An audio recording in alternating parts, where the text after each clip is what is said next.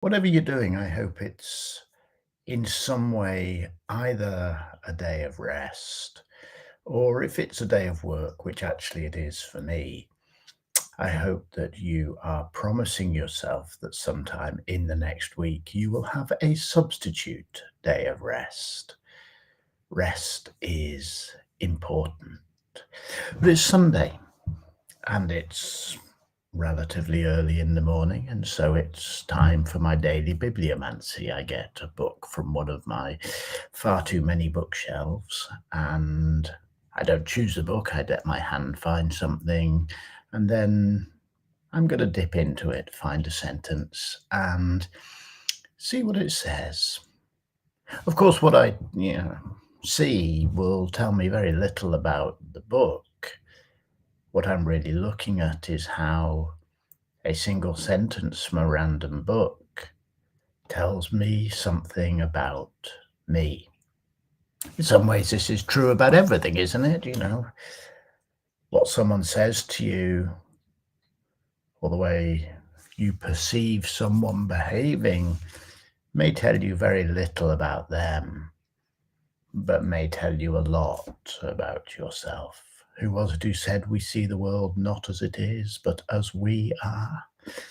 So anyway, when I dip into a book, it tells me very little about the book and a great deal about me, the reader of the book. And today, what came to my hand is a book called The White Tiger by Aravind Adiga. I have read it. I remember absolutely nothing about it. That in itself is no reflection on the book. I'm sure it's a very good book. It's a reflection on the fact that I read it quite a long time ago. I've read an awful lot of books, and some details just drift away.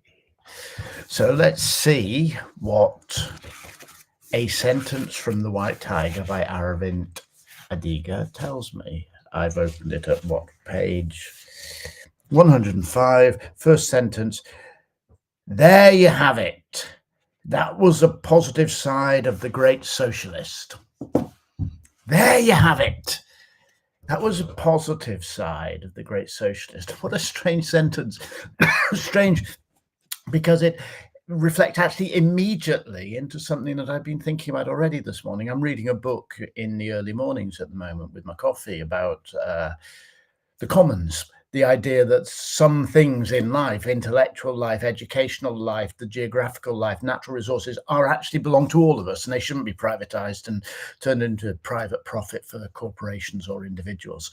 I've been reading about the commons as a way of reclaiming the visionary sense of the future that used to be embodied in socialist rhetoric, and increasingly socialism has become discredited, partly because of the dominance of extreme right-wing ideology, and partly because socialism is generally wedded to the idea of manufacturing, and we need to move on to a world which is not based in manufacturing. We need to move to a world which is not based in exploiting the natural world.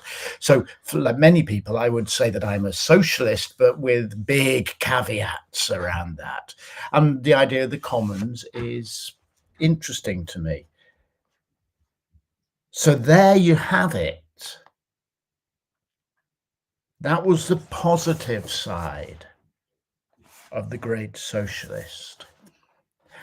Part of what I am thinking about a lot at the moment as I try to find whatever contribution I can make towards genuinely progressive politics, given that I think we live in an extremely reactionary time, and among the most reactionary forces are many forces that claim to be progressive.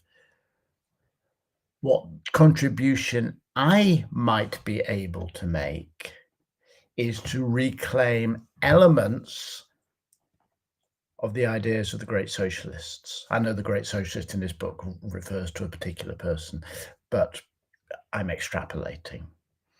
There you have it. The good side of a progressive vision, a progressive force. rather than the binary thinking that we fall into of going, we have to be extremist capitalists because, look at the Soviet Union. Communism didn't work, did it? So we have to accept the utter destruction of all community, utter destruction of the natural environment. Because, look what happened in the Soviet Union. I mean, let's grow up a little bit. Let's go, there you have it. These are the good sides of progressive visions from the past.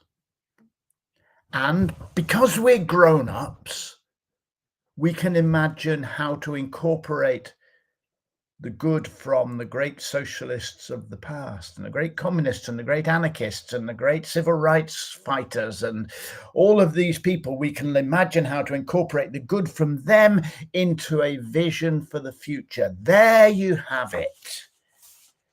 That was the positive side of the great socialist. Of course, it means also acknowledging that there are negative sides to progressive visions, negative sides to all ideologies. There you have it.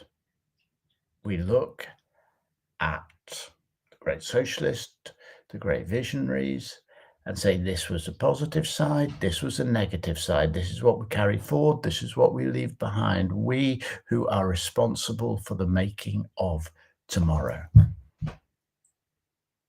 Whatever you do today, I hope it makes some small contribution to a better tomorrow, either in the big picture or just in your absolutely precise and glorious life. Have a great day.